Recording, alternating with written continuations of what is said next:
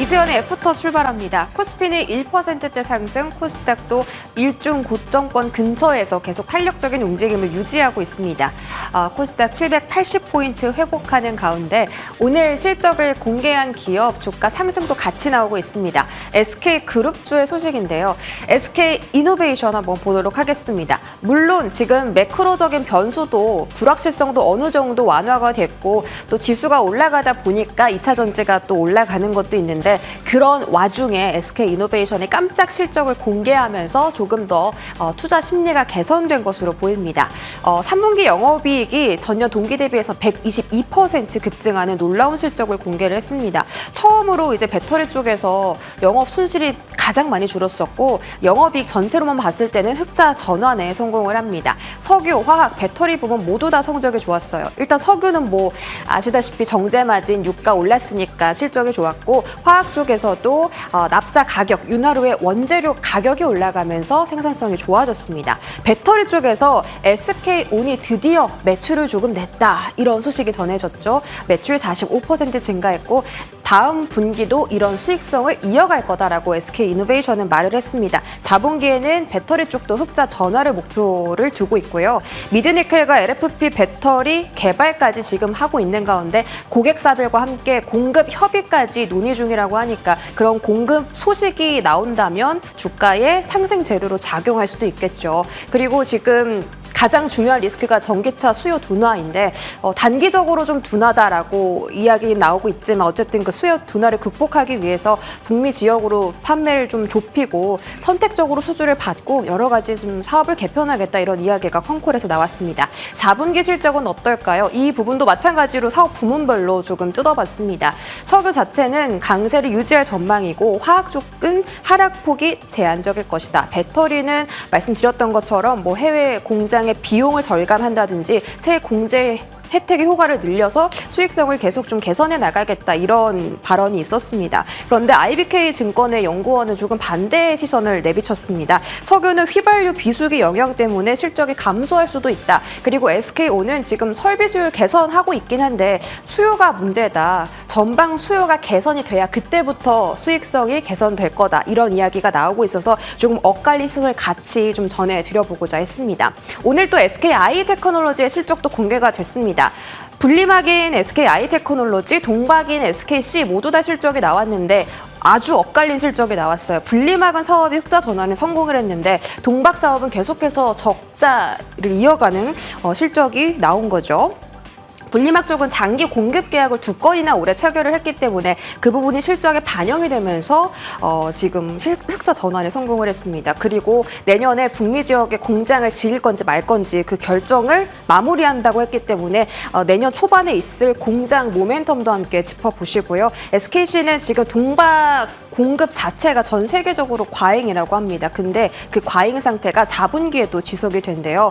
그래서 4분기까지도 실적은 기대를 하면 조금 어렵겠다 이런 이야기가 많이 나오고 있습니다. 자, 2차 전지 그렇다면 지금 봐야 될까라고 봤을 때 주가 자체가 지금 좀 많이 떨어지고 있잖아요. 공매도가 특히나 9월, 10월 들어서 더 가파라지고 있습니다. LG엔솔과 에코프로비엠의 공매도 거래대금 비율 차트인데요. 9월, 10월 들어서 갑자기 그 공매도 비율이 대폭 올라갔고 전체 거래대금 중에 거의 3분의 1이 다 공매도다 보니까 주가가 문매를 맞고 또 지수 하락과 함께 주가도 떨어지다 보니까 주가가 더욱더 하락폭을 깊이 확대해 나가는 것 같습니다. 다음은 보시면 코스피, 코스닥에서 LG엔솔과 에코프로 말고도 포스코 퓨처엠과 에코프로 BM, LNF까지 전부 다 공매도에 대한 문매를 맞고 있는 상황입니다. 하지만 개인 투자자들은 여전히 2차 전지 반등하겠지라고 희망을 가지고 있었습니다.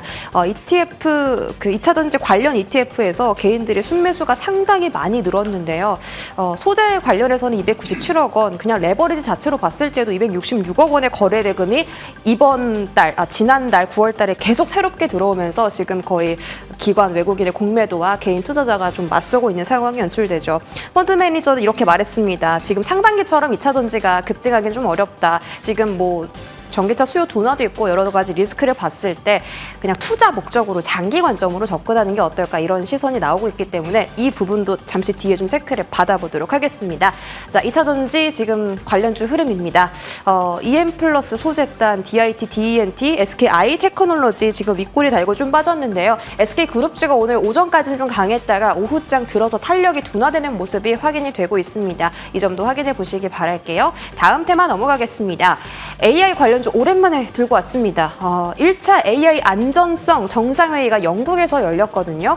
뭐 대거 국가의 정상들이 참여를 했습니다. 윤 대통령도 이제 화상으로 참여를 해서 AI 글로벌 거버넌스 구축에 적극 기여하겠다. 일론 머스크도 AI 대해서 그 중요성을 강조를 하면서 모멘텀이 조금 살아나기 시작했습니다. 이번 주에 올라온 종목들이 꽤나 있었거든요. 이렇게 분위기가 좋은 가운데 네이버가 호실적을 공개를 했죠. 매출액, 영업이익, 당기순이익 모두 다 좋습니다.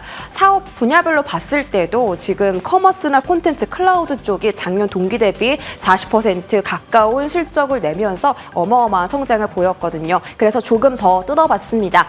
커머스 쪽에서는 이제 포시마크 편입 효과가 나타나기 시작했고요. 그리고 요즘에 여행 갈 때 그 네이버로 티켓팅 많이 하더라고요. 비행기 티켓도 사고 숙소 그 예약도 하고 그래서 여행 거래 그리고 중고 거래 플랫폼인 크림 브랜드 스토어까지 전부 다 거래액이 늘었다라고 합니다. 요즘 나오는 드라마 다 웹툰 기반 드라마 너무 많죠? 근데 대부분 또 네이버 웹툰 소속입니다. IP 쪽 콘텐츠 그 이용자가 늘어나면서 계속해서 콘텐츠 쪽에서도 수익이 나고 있는 상황이고요. 클라우드 쪽은 사우디 모멘텀이 있다라는 부분도 체크해 드리려고 가져왔습니다. 콩콜 쪽에서 봤을 때는 내년도에 AI 관련 모멘텀이 네이버에 조금 더 풍성하게 열릴 것으로 보입니다. 이쪽 관련 이슈도 체크를 해보시죠. 자, 관련해서 오늘 AI 관련주들 어떤 종목들이 눈에 띄었을까요?